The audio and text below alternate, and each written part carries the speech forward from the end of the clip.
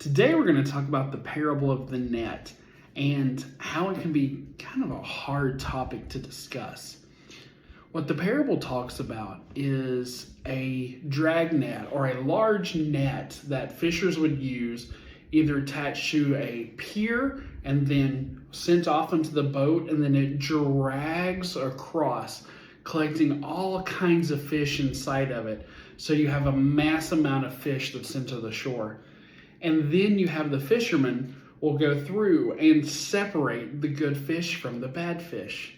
Jesus tells us in this parable that at the end of the age, the end of the world, there's going to be the same kind of filtering, a sifting where the good and the bad are separated.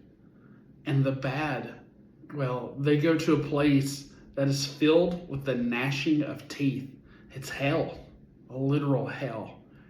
And that's a difficult thing to discuss because people don't want to believe in hell.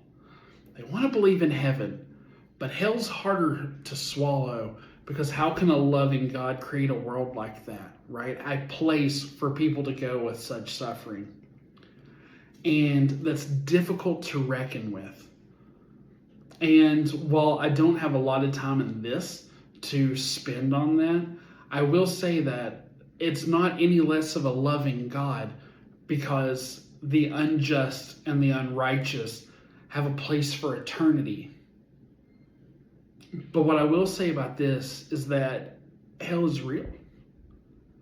And we need to be able to be okay with saying that.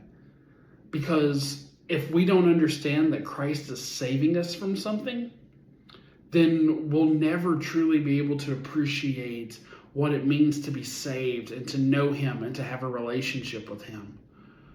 While I don't think the point of any Christian walk should ever be, I need to escape hell, that's fear-mongering, and I don't love that.